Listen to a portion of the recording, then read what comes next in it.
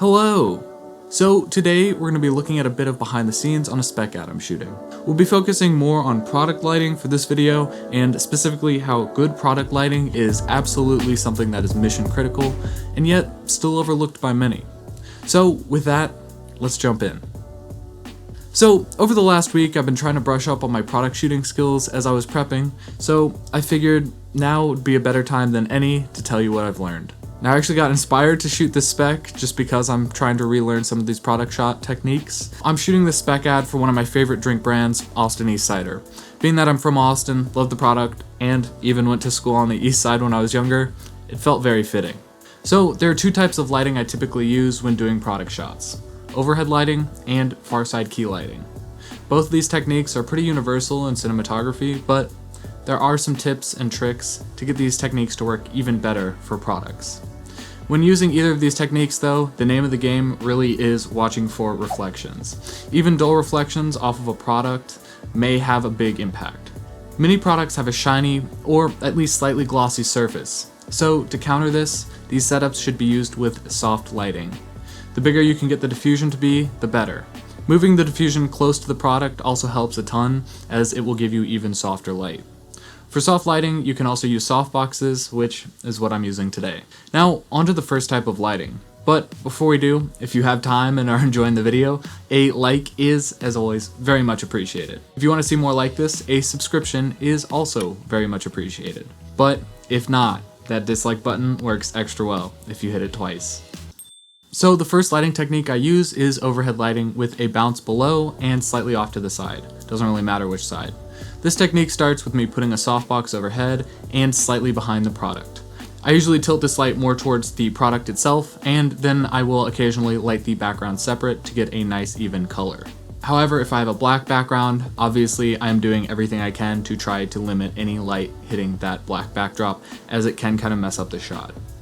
Next, I take a bounce, put it off to the side and below the product. This gives the product a nice fill and gives it some dimension, instead of just putting it right under, which would make it very flat. This also tends to keep the shadows from getting too dark.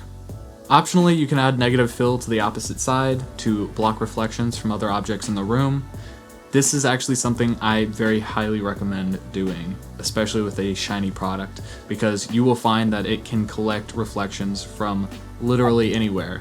Especially if you're going to touch the product or have to get near the product at all, your movements will be easily seen in a reflective product, so it is kind of critical to block it off and also wear dark clothing so that your movement looks minimal. The second lighting technique I use is a far side key with a bounce. Now, this technique utilizes the key light almost opposite the camera behind the product, so this gives it a nice separation between the product and the background itself, and then I put a bounce opposite the light to fill in some of the shadows. So all of this is going to be slightly shifted off axis with the camera so that you don't see either object, but it provides a nice amount of separation and is at the same time able to light up either a brand logo or the front of the product itself. One tip specifically for this setup is to not be too dramatic with the lighting, as brands generally don't dig super low-key lighting. Finally, I've got some product prep tips that are going to make post so much easier.